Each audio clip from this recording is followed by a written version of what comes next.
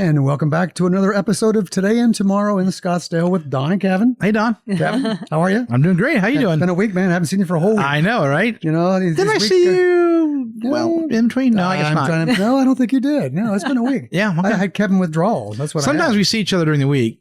Sometimes. Yeah. We got to start playing more golf. We do got to play more golf. So we do have a guest today. We do. Yes. Her name is Jodi Low. Jodi is a corporate trainer, speaker, and founder and CEO of the leadership development company You and Improve. I am. Jodi, welcome. Thank you. So happy to be She's here. also a fellow podcaster, right? Yes, fellow podcaster. Yes. She could teach us a thing or two. She might. Yeah. I don't know about that. She I don't know about probably that. will as we get I through am this, with the you know? pros. I'm with the pros. You're just being nice right now. Oh, I don't know about that. So Jodi trains business leaders to develop a mindset for success and achieve the lifestyle they desire through heart-fueled leadership. And we'll talk about heart-fueled in a minute or two. You got it.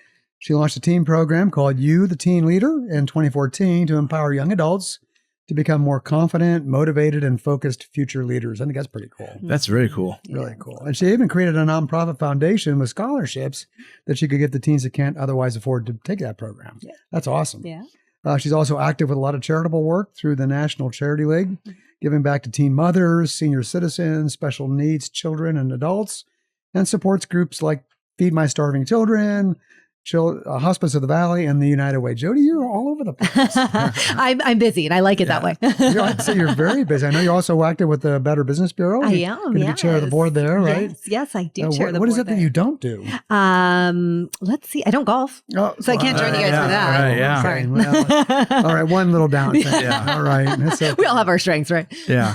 So let's back up to the beginning and talk a little bit about, you just told us before we started recording that you actually live in the house you grew up in Scottsdale. I do. So my family moved here, my family being my dad, my brother, and I, so raised by a single dad. And we moved out here from upstate New York when I was 5 years old. So lived in Scottsdale since I was itty bitty. That's cool. Yeah. Saguaro, Chaparral. Saguaro. My daughters go to went to Chaparral, which is that was a big pill to swallow. I'm like, sure it is. going to the rivalry. Yeah. I got over it. over it pretty quick. But so went to Saguaro, went to Kiva Elementary. Oh, right. Yeah. Before it was like nice and remodeled like now, and it's like gorgeous. I'm like, ooh, that would have been nice. But so it's been a journey. But always been an Arizona girl, Scottsdale And girl. ASU or U of A? ASU. Okay. ASU. Well, U of A for one semester until, I realized, wow, this is not Scottsdale. Really? Tucson is Was not that your the same first as semester? Scottsdale. That was my first semester, my last semester. Your first and last. Yes. I was a quick learner and realized, it was time to move back. Time to move back and go Devils. Yes. Okay. Good deal. So what'd you do when you get out of college? So I worked in radio, actually. I worked in radio sales. At the time, it was Bonneville. So they had K-Hits and Kid Radio. Yeah. Okay. So it was 70s music, which was like super oldies. And now it's really super oldies. Yeah. So I sold radio advertising and then got into print advertising and then decided entrepreneurship was the path for me. So advertising is a tough business. Bonneville, was that back in Eric Helms' era? He was a No, it KTAR. was. It's not Bonneville, is it? Yeah, no. Yeah. not Eric. Okay. Yeah. Mm-mm. Okay. Yeah. Yeah. Just trying to drop names. How about see Brad whatever you Gould? can. Say that again. Brad Gould. Oh, I remember that name, but now Okay, it's not all like right. it's been many moons. We're going back. I'm going back. I'm going way back into the depths. I'm like, ooh, I think All that right. sounds familiar. Where were you selling print advertising? So I worked in direct mail and magazine, and Sure. so it was a fun ride. But I've always been really, really wired for entrepreneurship. I think just since I was little, I would like play Office and not like play with dolls. I was playing Office. I was a little kid, but I always like loved the idea of like owning something or doing something that Doing way. your own thing. Yeah. Good for you. So that was the spirit behind you deciding to start You and Improve. It is. It is. I was always I was just always a huge, I guess not even just proponent of personal development, but I just was fascinated by it. So even in college, I'd be like, gosh, there's this speaker and I want to hear like, why do people see success? Why do they struggle? Like, what's the difference? What's the mindset? And I always thought that was so cool and so fascinating. So I just developed a real passion for it. And then as that grew and grew, I was like, that's like what I want to do. I thought I actually originally in college, I thought I wanted to be a teacher. And then I realized in my mind, teaching to me, I was thinking little kids. And I thought, gosh, I knew I wanted to be a mom one day. And I thought, oh, that's a lot of time with kids. Yeah. I don't know if I can do that. I'm going to miss some adult interaction. So switched and pivoted to become a communication major. And now, oddly enough, I teach communication, which is sort of ironic how it all came full circle. Right. So yeah. I'm always fascinated by the entrepreneurial spirit that gets companies started. Talk about how you did that. Yeah. So it all happened actually in a kind of crazy set of circumstances. It happened on the heels of a very sudden kind of overnight divorce when my kids were 1 and 3. So my husband and I had owned a business, and as he sort of took off, and I kind of felt, I'm a single parent, and our business is going to be gone. Wow, how am I going to do this? I started to really just dig deep and go, what do I love and what am I passionate about? And the thing that never dawned on me was to get a job, which is kind of weird, but I was like, okay, what am I going to build? What am I going to create? Because for me, I knew I wanted to be really active and really engaged and really present with my girls. And I didn't have a mom growing up. So I think for me, that was just really, really important. Yeah, so I was like, I can't miss that. Yeah. So I was like, well, what am I going to build that would allow me to create something and be there for my girls, and not have them in daycare or something like that. So that's how it kind of started. And it was really, truly fueled by passion for people and growth and watching those aha moments. That's what lights me up still to this day. I love it. I love it. It just makes me so happy to see people like jump in and live their best lives and build bigger and better teams. And that gets me excited. How'd you come up with the name You and Improve? So it's kind of funny. I was spending a lot of time thinking about like what would be kind of cool, but different, but people would understand. And then I don't know. It just kind of dawned on me. It's like, I want people to feel like better and improve. Like, I want to help them improve. And then I was like, new and improved. It's about you. And then I don't know. I know we've texted and emailed a little bit, but anytime I email or text or do anything, I always use the letter U instead of the word you. Really? And people are like, oh, that's so, cutesy and on brand. And I'm like, well, yes, partially for the name of the company, being with the letter U.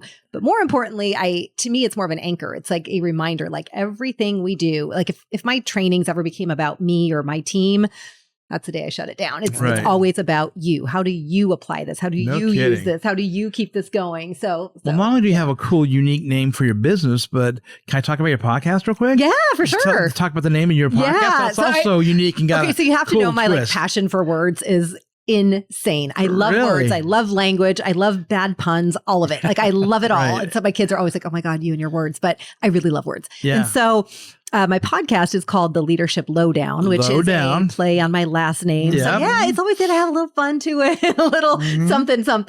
So that's cool. Yeah. So it's been a lot of fun. I just love talking to people and hearing their stories. Much like the work you get to do. I just love it. It's like, well, there's amazing people doing great things. Like people need to know about that. Yeah. So, we love it. It's nice to focus what you do on positive things. Yes. There's so much negative stuff in the world today. You know what? So I look on positive things. Literally, it was one of the reasons where I'm like, we have got to share more positive stories. And when I was in college, this is kind of funny. You'll love this.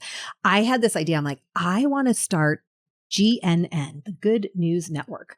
And that was in college. And that was like 1990 to 1994 for me. So I'm like, that was a long, long time ago. But even back then, I was like, this is so like negative and icky. So I don't know. You guys in? You want to start it? Yeah. Let's do it. Let's do GNN. Good News Network. We should pivot right now. Yeah, why not?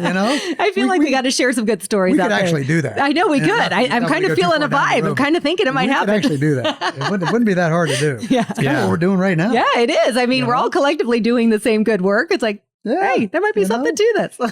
And our only mandate here is to keep it positive and keep it Scottsdale. Yep. Your mandate is to keep it positive and keep it leaders. Yep. Right? Exactly. That's all good. It's all good. There's common intersection points all over the place. 100%. 100%. So we talked about heart-fueled leadership. That's a powerful phrase. Yeah.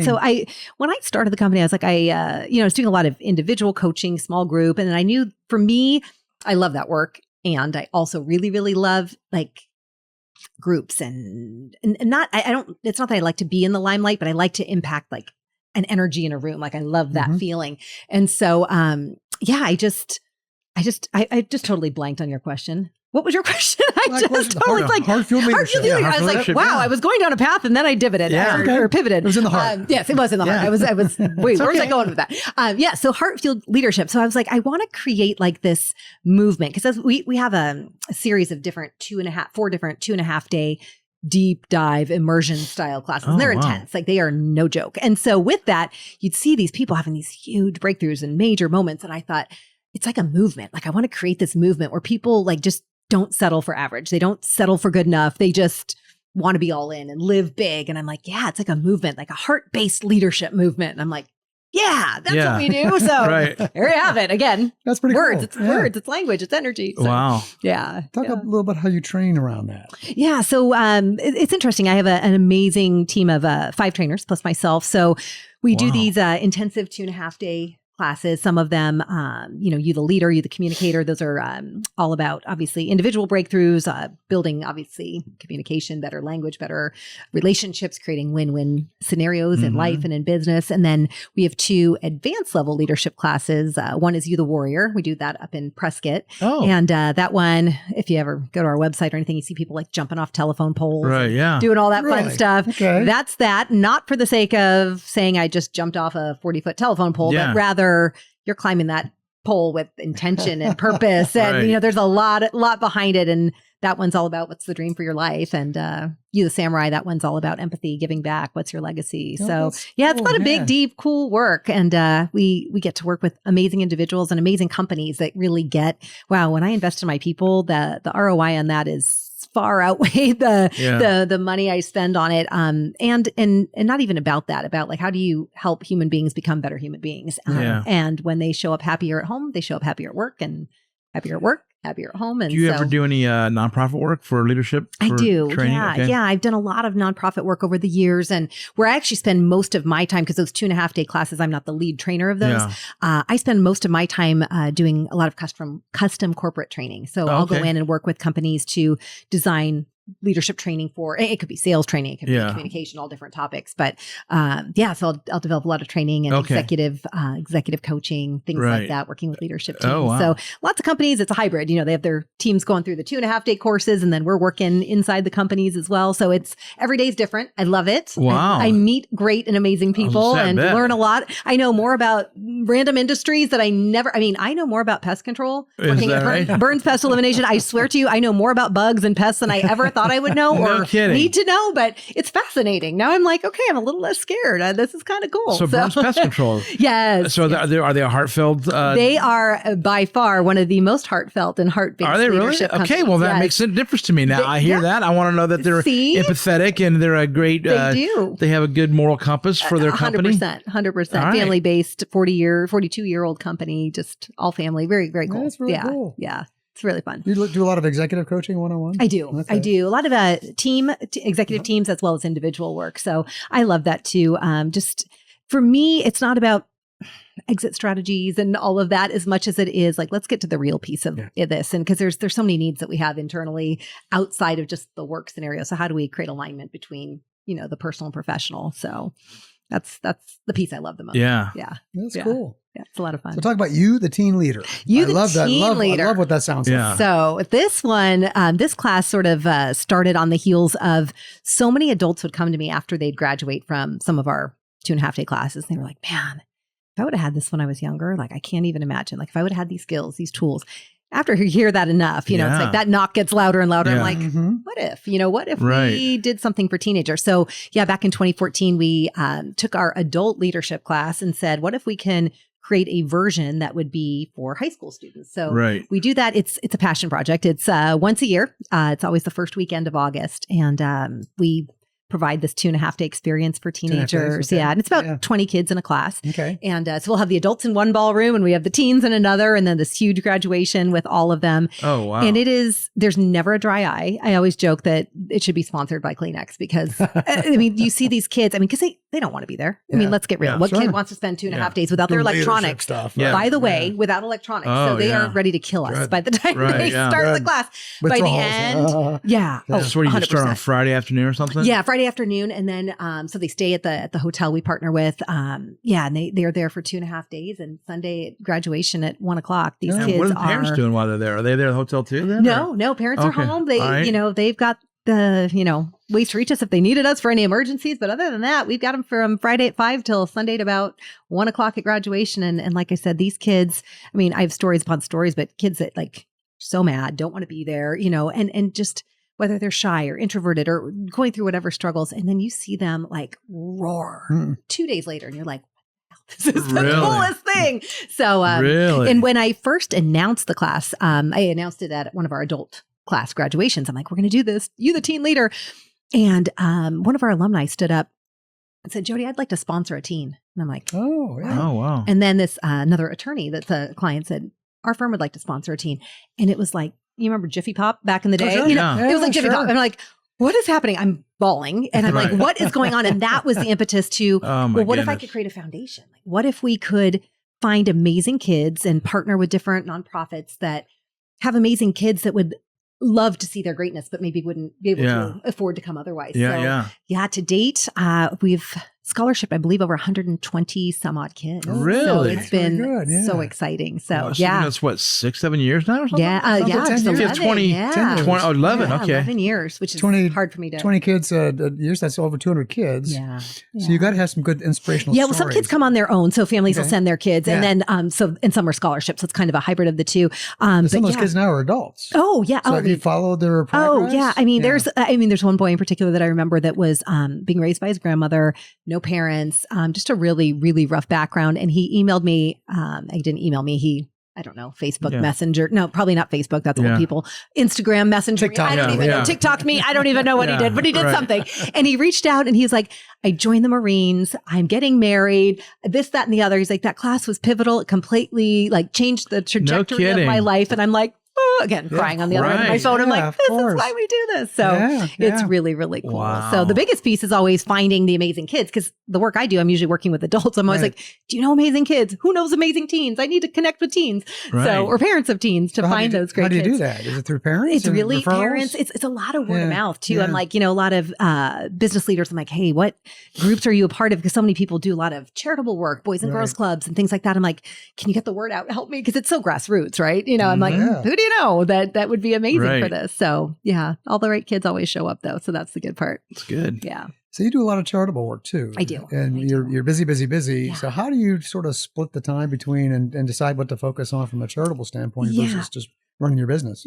I've been involved in a lot of things. And I think the biggest thing is I could spread myself thin and be a part of 10,000 things, right? Mhm. Because I'm like that cause and that cause. Yeah. So I've had to refine that. And sometimes there's certain things that just really, really jump out and pull at my heartstrings. Mhm. And there's other things where just the way it's run or the organization, I just connect with the people. So I just follow my heart. I mean, not to be Heartfelt. cliche, Yeah, yeah. not to be cliche, but Yeah. yeah, I kind of do. Heart fueled. But I mean, heart fueled, right? Yeah. But yeah, I really do focus on, what feels right and go with that. So Mhm. Okay. yeah, but it's rewarding. You And I got a love big that heart part. for that. That's for sure. Yeah.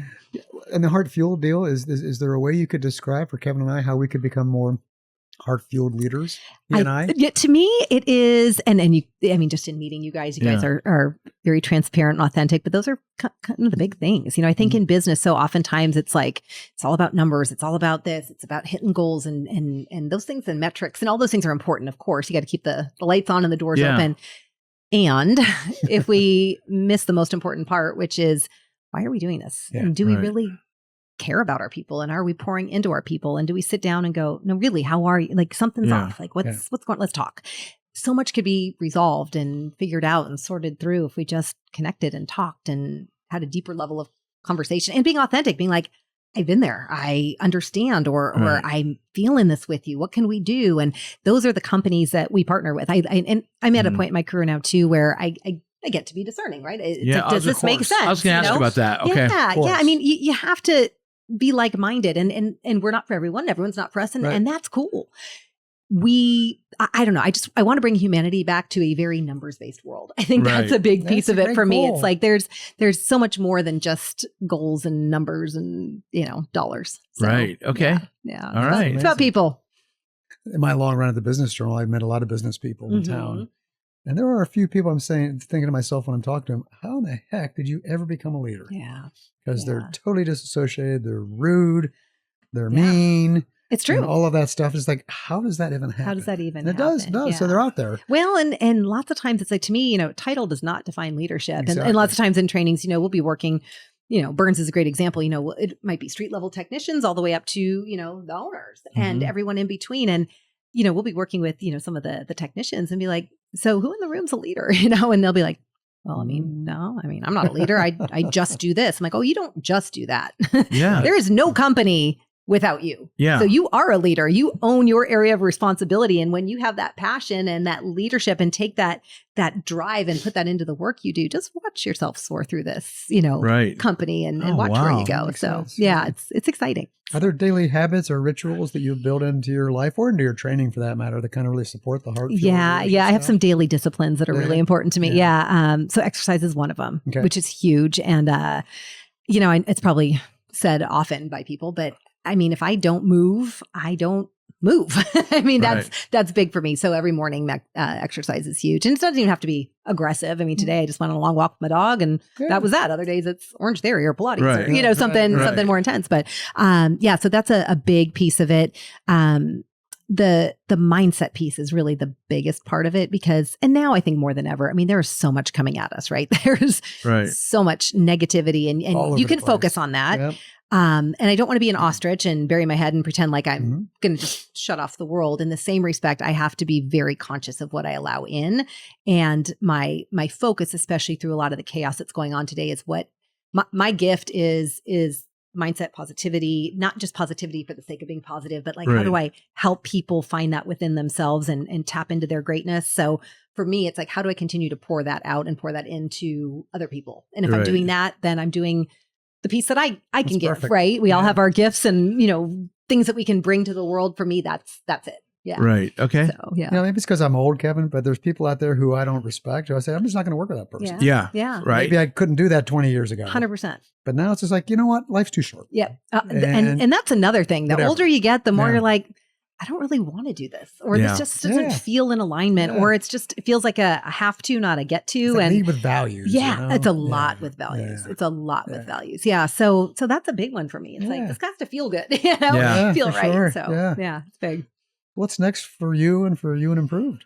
I want to keep doing what I'm doing. Like I really, really do. I wrote a book I was sharing with you guys. I was just saying, you wrote a book. I wrote a book called, it's called From Me to You, of course, with my letter U, From Me to, which is a play on words, because it's obviously, it's written as it's my life stories, like 10 kind of crazy, unusual, bizarre stories of my life, and then what I learned. And then there's a letter at the end of each chapter to the reader of how they can apply some of those lessons in their own life. No kidding. So it's From Me to You, but it's also From Me to Creating You and Improved. So I love that. Kind of play on words. But and I just recorded that into an audiobook. Oh, wow. Is it already published? It is. The book is published. Okay. Yep. So that's Find it on Amazon? Or Amazon, Apple Books, all the places. Okay. Yeah. So that's out there. And now the audiobook, because a lot of people don't read anymore. So That's time another to do the story. audiobook. Yeah. That's another podcast. Yeah, exactly. Another podcast for another time. So making it more accessible for people. Will that be available on Audible and stuff like that? Or yeah. Oh, great. Yeah, Okay. So it'll be on all of those fun platforms. So All I'm right. excited. Yeah, it'll be really, really fun. It's to me, obviously I do a lot of keynote speaking, inspirational speaking, those kinds of things. So, a book makes sense. But more importantly to me,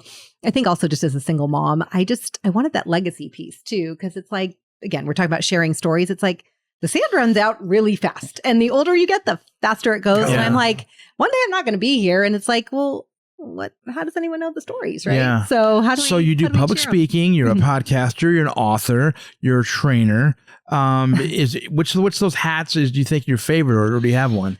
Or is it like trying to choose your kids? Yeah, it kind of is, but they're all so intertwined, right? Because anytime the common theme with all of it is to help people grow, help people improve. So as long as I'm doing work that accomplishes that mission, right? If I'm inspiring you, or it's improving you, or if you're gaining tools that you can use in your business, it's all going to the same cause of growth, right? So, yeah. Okay. I love it. I like that. I bet I can tell right now, just from knowing you for a little bit of time. Yeah. You said you got the entrepreneurship bug early on. Yeah. I can see why you probably wouldn't be a good 9-to-5er. I'm not. You're right. I'm so not. I am not a good employee. It's funny, when I worked in radio, right out of college, I found myself getting into sales because I think what made sense to me was like, well, okay, it's like limitless. So I work really hard. So that's cool. Right. I like that. But then there were like weird rules. Like you had to come back to the office, which was in downtown Phoenix. Yeah. But I was like, had a client meeting in Mesa, but I had to go down there to check in, to then go home back to Scottsdale. I'm like, this is illogical. So things like that where I'm like, dumb rules. I'm not a great rule follower. Obviously rules of the road, certain rules. I get that. Yeah. But dumb rules. Yeah. Like I'm like, this makes no sense to me. You know, and that to me, then there's like no trust. And trust is the foundation Right. of relationships. So if you don't trust your people Yeah, to that's a do good the work, point. I don't know. I think that's where it all just started. I was like, this just Yeah. doesn't logically Right. make sense to me. So See, there you Well, go. kind of aligned in the same space, isn't it? it all Yeah, it all that's really comes full cool. circle. Yeah, Yeah. it really does. It really does. Great conversation Yeah, today. so Thank much you fun. so much for being with us. Absolutely. It's been delightful getting to know you and what you're up to. Yes, And another thank you. You as another well. Scottsdale star on our podcast. Kim. Wow. Right? You know, Wow. you know. Well, you gotta love Scottsdale, right? Oh, you do. we've got- there's What's there's your a lot favorite part of Scottsdale? part. You mean like actual physical part or being Whatever. a part of Scottsdale? Yeah, both. Yeah, you're like D, all of the above. Yeah. I love the growth of Scottsdale. I remember tumbleweeds at Shea and Scottsdale Yeah. Road tumbling through. I Yeah. remember those days Yeah. as a kid, Yeah. and driving out to Paradise Valley Mall was like, "Ooh, pack a picnic! Oh, yeah, Like, right, yeah. we're going Right, someplace." yeah. Right. And so now it's just so vast and so spread out. But I love that it's got like the old Western charm of yesteryear, but it's Mhm. modern and cool and vibey and fun, Yeah. and it's eclectic. And yeah, and yes, it's hot as heck. I mean, we know this. But man, it's an easy place to live. It is. It is right? a real, and I love to travel. It's my biggest passion. And every time I come home, I'm like, I Glad to love be it here. home. I I know, just glad love to it be here. home. Yeah. So yeah, Yeah. I don't think I'm going anywhere. Okay. That's cool. yeah. Jody, thank you so much for Thank being you. with us. Appreciate it. Absolutely. And Don thanks and to Kevin, all of you appreciate for it. listening. Our podcast sponsored by Scott, the Scottsdale Coalition of Today and Tomorrow. You can find us at scottnow.com. And we'll see you again next week for another episode of Woohoo. Today and Tomorrow in Scottsdale. That's right. Thank you both.